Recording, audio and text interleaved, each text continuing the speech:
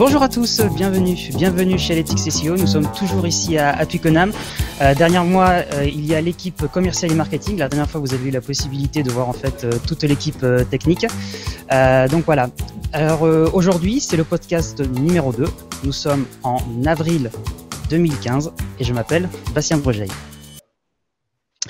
Alors aujourd'hui, je reçois Aurélien Denis. Aurélien Denis, pourquoi Aurélien Denis ? Pour la très simple et bonne raison que ça fait partie des personnes aujourd'hui qui sont influentes en France sur WordPress. Parce qu'aujourd'hui, le sujet que l'on veut aborder, est-ce que vraiment WordPress, aujourd'hui, est utile comme plateforme e-commerce ? Aurélien, bonjour. Bonjour. Alors, merci est-ce que tu peux m'inviter ? Mais avec plaisir, merci à toi de répondre à notre invitation. Est-ce que tu peux te présenter en quelques mots, s'il te plaît ? Eh bien écoute, voilà, moi je m'appelle Aurélien, ça fait plus de nombreuses années maintenant que je fais du WordPress à titre perso et avant tout professionnel, au titre donc de ma société Netic Pro, pour ceux qui ne connaissent pas. Je suis assez connu pour mon blog WordPress Channel, hein, voilà, c'est surtout sur ça que je me fais ma renommée, on va dire. Et puis j'interviens lors d'événements comme les différents WordCamp Paris et au sein d'une association plus locale, WordPress Meet and Exchange, qui est située au Pays Basque et dans les Landes, et qui organisera prochainement le WPMX Day le 6 juin à Biarritz. Voilà. D'accord. Et cette association ne parle que de WordPress en fait ? Oui, alors elle propose des sessions de formation sur une base mensuelle. C'est voilà, donc dans un but non lucratif pour fédérer, former les gens à utiliser l'outil, pour échanger, voilà. Et puis c'est mieux que de rester derrière son écran d'ordinateur et à chercher sur Google toute la journée. Ben là, au moins, profitons de se voir et donnons un petit côté humain à l'utilisation de WordPress.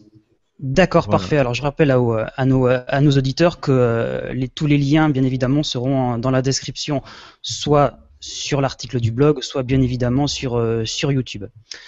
Alors, est-ce que tu pourrais déjà nous faire un bref rappel de WordPress ? Je pense qu'aujourd'hui, la majeure partie des gens connaissent qu'est-ce que c'est que cette plateforme, mais si tu peux nous faire un bref petit rappel. Bien sûr, mais WordPress, c'est une plateforme de gestion de contenu, ce qu'on appelle un Content Management System, un CMS en abrégé, qui est né à la base sur des vestiges d'un outil français, qui a été repris par la société Automatique et qui supporte aujourd'hui le projet qui est open source. WordPress, c'est plus d'une décennie, voilà, c'est en quelques stats 60% des parts de marché à peu près au niveau des CMS et ça propulse environ 23% du web mondial.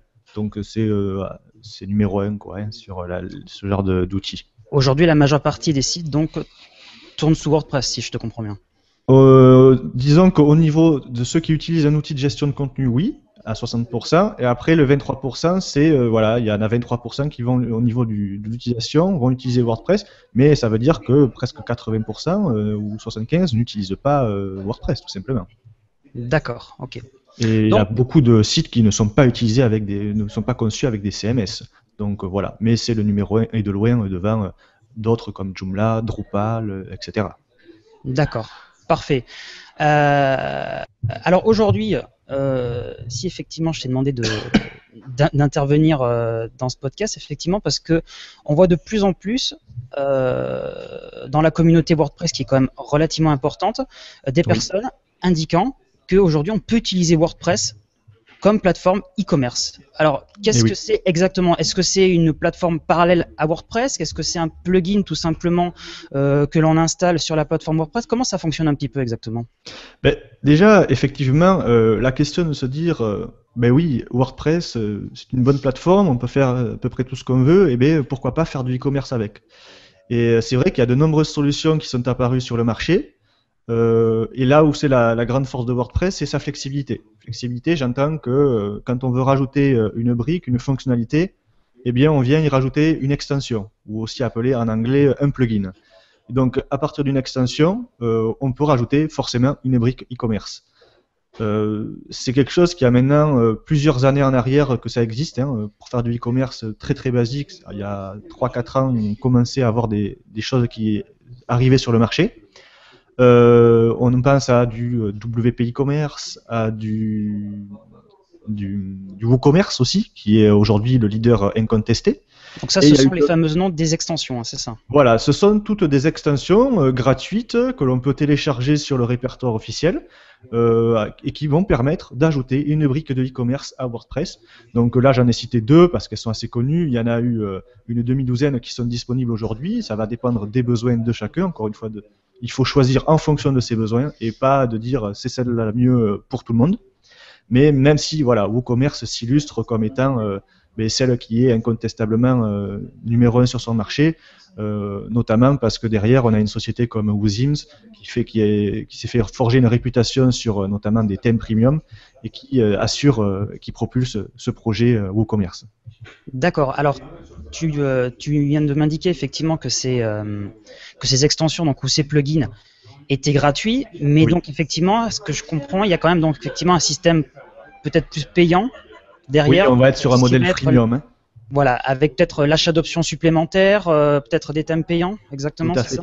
En fait, là où c'est intéressant d'utiliser des solutions e-commerce avec WordPress, c'est qu'on va avoir toute la force de WordPress sur la partie répertoire officiel de plugins, environ 30 000 qui est gratuit et qui dont certains vont être proposés compatibles avec des solutions e-commerce comme WooCommerce pour compléter encore des fonctionnalités, donc des plugins de plugins si on veut.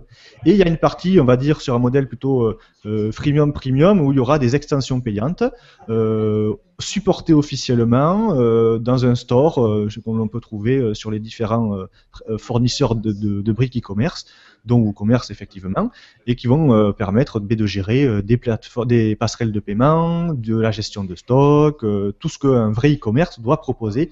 Et il y en a plusieurs centaines. Hein.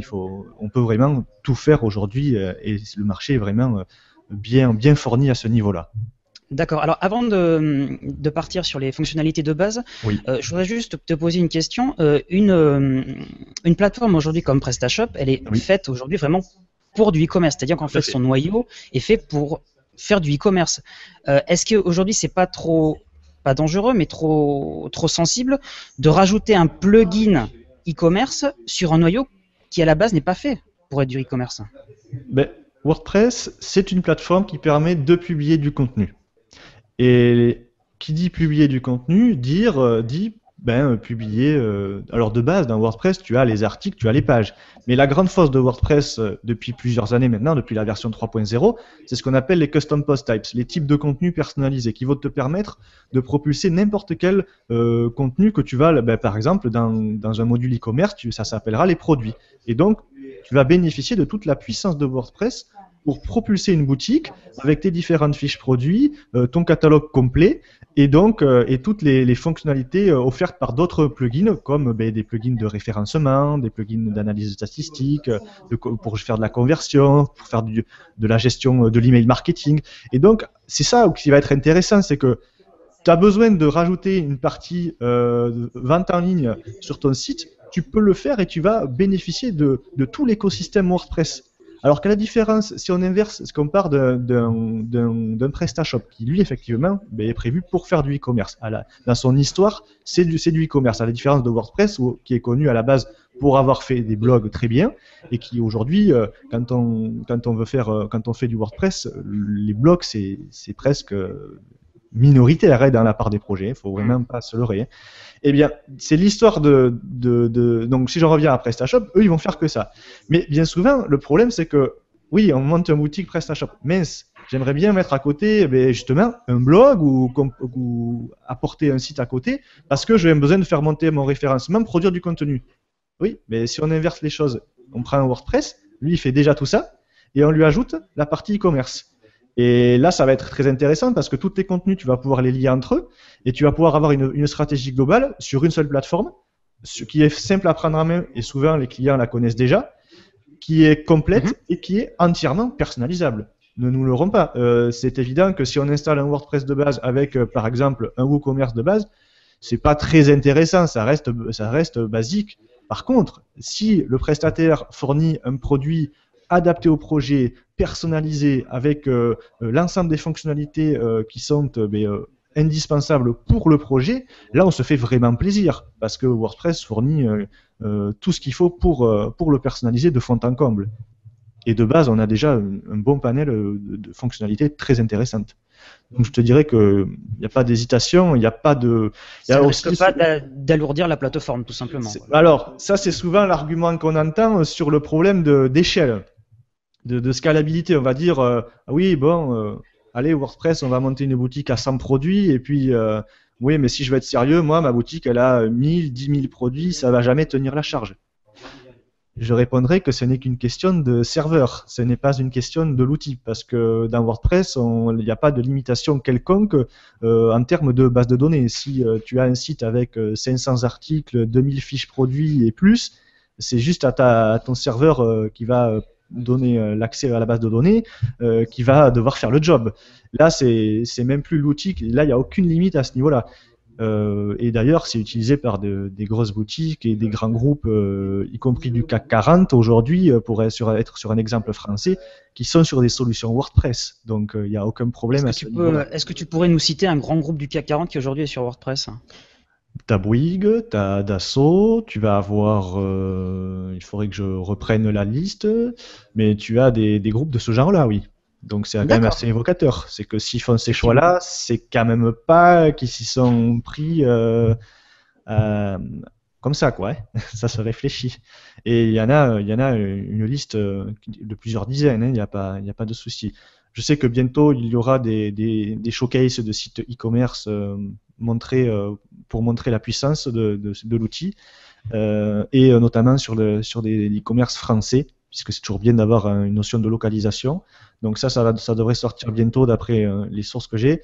Et ce qui est intéressant aussi, si j'en reviens à l'intérêt d'utiliser du WordPress pour faire du e-commerce, c'est la partie design. Tu me parlais effectivement de thèmes que l'on pouvait mettre pour la partie e-commerce, mais là où WordPress est très fort et très intéressant, c'est pour la partie web design. C'est qu'on a une capacité sur la hiérarchie des templates assez impressionnante pour vraiment faire un design très sur mesure, quoi, 100%. Il y a pas de... C'est juste une question de savoir, connaître le HTML, le CSS, maintenant faire du responsive, faire du jQuery et connaître les fonctions PHP de WordPress. Donc là-dessus, on est vraiment bien servi. Et il va y avoir effectivement sur le marché des thèmes annoncés compatibles avec, donc si tu prends du WooCommerce avec WooCommerce ou avec d'autres solutions de e-commerce pour WordPress. Et les documentations officielles de ces modules vont fournir des informations pour appliquer à nos templates une pleine compatibilité des différentes de pages que l'on va avoir dans un processus d'achat, par exemple, la page de commande, la page de panier, la fiche produit, etc. Donc là où un développeur était déjà à l'aise sur la création d'un thème, la personnalisation d'un projet WordPress, il va retrouver un même univers. Il n'y aura pas besoin de réapprendre un outil supplémentaire. Et donc c'est ça où en termes de gain de productivité, c'est très intéressant, quoi. Est-ce qu'on peut utiliser le même template pour la partie, on va dire, contenu et la partie e-commerce de telle manière, effectivement? C'est le même. Pas besoin, c'est le même. Et c'est le même. C'est là où c'est très intéressant, c'est que tout est fusionné. On repose sur les types de contenus de WordPress, sur les custom taxonomies pour la partie filtre de catégories de produits. Et donc c'est ça qui est hyper intéressant, c'est que tu vas ajouter une partie à ton site. Si le modèle de base de ton thème ne fait pas l'affaire, tu vas aller le compléter, le personnaliser. Et tu peux vraiment tout faire à ta sauce. C'est ça qui est vraiment un plaisir, quoi. D'accord. Alors toujours dans les fonctionnalités de base, donc je vais te poser, on va dire, quelques questions simples, à toi de dire si effectivement sous WordPress c'est possible. J'essaierai d'y répondre. Donc déjà, les systèmes de paiement, est-ce qu'on peut plugger, on va dire, les systèmes de paiement classiques que sont PayPal, Ogone, PayPal Bien sûr, il y a... Alors, quand on se lance dans du e-commerce, le plus basique, à ce qu'on pense, c'est du PayPal, effectivement, parce que c'est la chose la plus simple pour tout le monde de créer un compte chez eux et de voir si ça fonctionne. Après, si on est sur du plus sérieux, évidemment, on va pouvoir avoir du Ogone, du Paybox, du Stripe aussi, qui monte beaucoup en puissance, qui permet de prendre en charge les cartes bleues directement sur votre site, comme un vrai site e-commerce, il n'y a pas de problème. Les banques françaises, la quasi-totalité sont bien supportées, on ne va pas les citer, mais elles le sont. Il y a des plugins disponibles sur le marché, effectivement, au niveau français, pour supporter les banques. J'imagine que, et même pour avoir à titre personnel une anecdote, pour avoir déployé pour une grande banque, j'avais un e-commerce sur un WooCommerce, voilà, il y avait besoin de mettre une plateforme de paiement, et bien la banque en question fournissait le module et la documentation pour le plugger avec du WordPress et du WooCommerce. Donc les banques suivent, il n'y a pas de problème. Voilà. Ce qui n'est pas encore le cas. Effectivement, les passerelles de paiement, c'est la fonctionnalité clé dans un e-commerce. Et c'était pas le cas il y a encore, je vais pas dire de bêtises, mais encore 3-4 années, c'était pas le cas. Maintenant, ça y est, il n'y a pas photo. Ouais. Aujourd'hui, pas de problème. Non, pas de problème. D'accord. Alors, toujours au niveau des fonctionnalités de base, lorsqu'effectivement on veut, donc si j'ai bien compris, donc on n'a pas vraiment de problème au niveau donc de la taille du catalogue. Quand justement on va avoir un catalogue multilingue aussi, pas de problème aussi, ça se gère tout seul? Là où c'est intéressant, c'est que ton multilingue, c'est encore une fonctionnalité de plus que tu vas ajouter dans le CMS. Donc tu peux le gérer avec le plugin de ton choix. Après, il suffit de s'assurer que ce plugin assure une certaine compatibilité avec le plugin de e-commerce aussi, parce que voilà, il y a quand même des aspects, notamment sur la gestion des URL à prendre en compte. Mais comme on est normalement sur des bases standards, tu ne dois pas rencontrer de soucis. Il y a plusieurs approches pour faire du multilingue, soit passer par la solution très connue qui reste WPML, ou alors faire un multisite et avec des plugins comme Multilingual Press qui fonctionnent très bien pour l'avoir essayé également. Donc chacun a ses avantages, ses inconvénients, mais tu peux faire du multisite et du e-commerce en multisite. Et pour aller plus loin, tu peux aussi faire du multidomaine. C'est-à-dire, par exemple, avoir mondomaine.com si tu veux faire un e-commerce en anglais, et pour la partie française, mondomaine.fr, parce que un e-commerce, tu as toujours des notions de différences culturelles à prendre en compte si tu fais vraiment quelque chose de sérieux. Et donc, gérer une bascule par langue efficace sur tes fiches produits, mais en même temps, pourquoi pas avoir des images différentes en fonction d'un pays, parce que tu as personnalisé ton produit en fonction de ton public, avoir des spécificités, mais assurer une gestion multilingue avec un seul et même back-office. Donc là-dessus, c'est géré, et pour l'avoir vu et l'avoir testé, ça marche bien, quoi. Et, après, c'est comme tout. Tu as toujours dans un projet des choses à débugger, des fonctionnalités à bien prendre en compte, des spécificités qui font que tu peux rencontrer des difficultés. Mais ça, là, c'est prévu de base, quoi. WordPress, avec les modules, le multisite, par exemple, gère très bien le multilingue. C'est quelque chose qu'on fait dans 50% des projets en général, à titre personnel. Multiboutique aussi, je suppose? Alors, multiboutique, qu'est-ce que tu entends précisément par multiboutique? C'est-à-dire avoir en fait plusieurs boutiques sur la même plateforme, par exemple. Je vois pas de problème. Après, c'est une question de module. Je pense notamment à un plugin qui permettait de faire de la gestion style marketplace un petit peu. Voilà, c'était aussi une de mes questions. Voilà. Est-ce qu'on peut se connecter aussi au marketplace? Eh bien, tu peux créer ton propre marketplace. Ça existe dans les plugins WooCommerce notamment. Ça, je l'ai testé et je compte en reparler prochainement, par exemple, à titre personnel. D'accord. Mais c'est quelque chose sur lequel je compte aussi aller. Il y a tout en plugin, et franchement, le catalogue est très très bien fourni, quoi. Et après, on dispose d'une documentation pour les développeurs pour coder sur le plugin s'il en manquait un. Ça, c'est évident, quoi. D'accord. Et après, si tu veux faire du multi-boutique, rien ne t'empêche de monter un multi-site, d'avoir autant de boutiques que tu veux sur ta même installation. C'est quelque chose aussi que tu peux envisager. D'accord. Juste pour venir au niveau des marketplaces, est-ce qu'il existe des fonctionnalités effectivement pour se connecter à des intermédiaires comme EasyFlux, et ces intermédiaires nous permettront après d'aller effectivement sur des marketplaces, par exemple? Alors là, tu me poses une colle, parce que je ne connais pas plus que ça ce que tu évoques. Donc là, ça serait à creuser la question. D'accord. Mais en tous les cas, il y a, avec les API qui sont fournis, ce qui est intéressant avec WordPress, c'est que WordPress ne vit pas de façon isolée. C'est que ça va s'interconnecter avec un tas d'autres systèmes de flux de données que l'on va récupérer. On va interfacer avec des tas d'autres API, avec du Facebook, du Twitter, avec de la récupération de flux XML à droite à gauche. Et pourquoi pas, par exemple, dans le cas d'un e-commerce, c'est assez courant, te connecter à ton logiciel en interne, ta base de données de produits, et la réimporter, la réexporter vers ton site. ce sont des choses que l'on a dans tous les cas de projets e-commerce, quelle que soit la plateforme retenue. Et ça, WordPress, on est sur des langages de programmation PHP standard, donc il n'y a pas de souci après à le gérer. Et c'est des choses qui existent et qui se font, ça c'est sûr. On peut se connecter à un ERP comme Sage, par exemple, effectivement, où la base de données produit va être reliée au site e-commerce. C'est des choses qui, à titre personnel, je n'en ai pas fait l'expérience, mais dont j'ai entendu parler et il faudrait vérifier si ça n'existe pas déjà un module et qui, à mon avis, sont des choses qui sont sans doute développées en interne par certaines agences web et qui doivent rencontrer ces problématiques-là. D'accord. En termes de coûts, au niveau de tout ce qui est paramétrage d'installation, est-ce que tu dirais qu'on est dans le même ordre d'idée que l'installation d'un PrestaShop, par exemple? Après, voilà, je pense que ça se vaut. On va avoir un panel on a des stores bien fournis au niveau des différents modules. Au niveau tarifaire, ça va être, je pense, à peu près équivalent. Parce qu'il faut quand même souligner que là, de nombreux modules, dès qu'on est sur du e-commerce, sont effectivement sur des modèles premium. Avec du support derrière, évidemment. Voilà, en termes de temps d'installation, effectivement, ça dépend toujours d'un projet à un autre, ça va varier. Oui. Aujourd'hui, on est sur des choses relativement équivalentes, oui. Et puis même, j'aurais même tendance à dire que sur WordPress, ça va être intéressant. Ça va dépendre de ce que tu vas aller faire plus tard aussi, quoi. Si on veut rajouter de nouvelles fonctionnalités, voilà, la partie e-commerce, c'en est une de plus.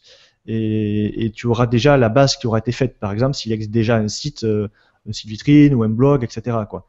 Donc, il n'y a pas forcément un coût de redéveloppement à prévoir. On repart pas forcément de zéro. Ça va dépendre de chaque projet. À la différence d'un Presta où si tu as monté un site WordPress, que demain tu veux monter un PrestaShop, il sera à côté. Donc, il faudra faire une nouvelle installation, quoi, par exemple. Et de refaire un design, notamment sur les aspects design, on essaye souvent, c'est ce qu'on voit souvent, on voit le Presta qui veut ressembler au blog WordPress pour essayer d'harmoniser tout ça. Alors que là, c'est un seul thème, quoi. Et oui, c'est beaucoup de limitations que l'on rencontre, des inconvénients que l'on avait ailleurs sur d'autres plateformes. Là, on va plus vraiment les avoir parce qu'on est sur une seule plateforme. Et ça, c'est un gros avantage, pardon. C'est même l'avantage le plus important, c'est-à-dire que tout soit centralisé vraiment sur un seul et même endroit. Ouais, moi pour ma part, c'est ce que je trouve qui est le plus intéressant. Le plus intéressant est parce que n'oublions jamais le client final. Le client, lui, il doit avoir un outil qui lui permet de gérer son site internet. Il n'a pas besoin de se dire ah oui, mais ça c'était la page qui gère ça dans mon site, elle est différente de la partie qui était boutique, de la partie qui gérait mon blog, de la partie non. Il y a une interface qui doit faire le job. Le CMS doit être là pour gérer le site. Il ne doit pas être là pour complexifier la vie de l'utilisateur. Et bien souvent, on fait des interfaces personnalisées, simplifiées en fonction d'un rôle utilisateur, par exemple. Et donc, le client final qui va gérer sa boutique au quotidien, que ce soit un artisan qui a aussi une boutique physique, une grosse boutique qui fait que de la vente en ligne dans plusieurs pays, dans plusieurs devises aussi, par exemple, c'est souvent le cas. Eh bien, ça va pouvoir gérer ça le plus simplement possible avec une formation relativement courte, quoi, en termes de durée. D'accord, très bien. Alors on va terminer. On va essayer de se projeter. Est-ce que tu vois aujourd'hui, et surtout demain, la plateforme WordPress en tant qu'e-commerce prendre de plus en plus de place aujourd'hui? Incontestablement. Moi, je te dirais que, alors, j'ai pas les chiffres officiels en tête d'autres personnes comme Rémi Corson qui travaille chez Woozy, mais qui sera présente, par exemple, au WPMX Day, pourra mieux en parler que moi. En termes de part de marché, je suis persuadé que d'ici 1 an, voire 2 ans, WooCommerce, parce que je parle de ce plugin-là, mais il y en a d'autres pour WordPress, aura dépassé, si ce n'est pas déjà le cas, des plateformes comme PrestaShop et compagnie. Magento aussi, je suppose, du coup. Alors. Oui, après Magento, c'est plus ils vont être plus sur un marché d'autres types de boutiques aussi. Donc voilà, il y a une question aussi de fonctionnalité offerte. Mais voilà, si on prend souvent le concurrent, après, moi, j'ai pas que chacun utilise l'outil qui lui plaît le plus et qui correspond le plus au projet. C'est une hérésie de dire on va prendre WordPress parce que j'adore WordPress, je vais tout faire avec et voilà. Si demain on me dit il faut prendre WordPress pour ça, déjà regardons le projet. Voilà. j'essaye pas d'imposer WordPress non plus pour tout et n'importe quoi. Il faut pas non plus tomber dans un délire d'évangélisation à tout va. Mais pour faire du e-commerce, c'est super plaisant. Et je dis à ceux qui hésiteraient entre j'installe un Presta pour mon client ou je prends un WordPress avec une brique e-commerce, testez. Et faites-vous une idée et documentez-vous. Et vous verrez qu'on peut faire de très belles choses. Sans pour autant, effectivement, que le site soit plus lent. Ah non, la question de lenteur n'est pas du tout liée, à ça. Ça dépend beaucoup plus de la conception au niveau du thème, qui là pour le coup, ça serait un long débat et on pourrait en reparler, que de la conception du module e-commerce, qui lui en soi n'est pas responsable plus que ça, on va dire, de l'affichage côté front.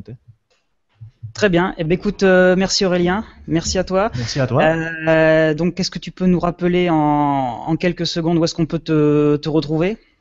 On peut me retrouver sur wpchannel.com, sur le Twitter wpchannel, et pour ceux qui seraient dans la région Pays Basque, aux sessions WPMX, donc wpmx.org. Voilà. Ouais. Et je crois qu'en juin, tu organises un événement. Le 6 juin, c'est le WPMX Day, une journée d'événements WordPress pour les professionnels et les institutions publiques sur des enjeux d'entreprise, et on traitera notamment de e-commerce avec Rémi, que j'ai cité tout à l'heure, de chez Woozim, entre autres, évidemment. Voilà. D'accord, avec un système de conférence. Voilà, une journée de conférence dans un bel hôtel 4 étoiles, avec vue sur la mer, dans un beau cadre pour mêler détente et business. Voilà, le 6 juin prochain à Biarritz. Parfait, merci. Donc je rappelle qu'effectivement ces informations vous les retrouverez donc au niveau de YouTube ou alors sur notre article de blog évidemment sur le site internet. Merci à vous, merci à vous d'avoir regardé. Merci à toi Aurélien, merci à vous d'avoir regardé Analytics SEO, le podcast épisode numéro 2. N'hésitez pas à commenter, à partager sur les réseaux sociaux et quant à moi je vous dis à la prochaine fois. Merci, au revoir.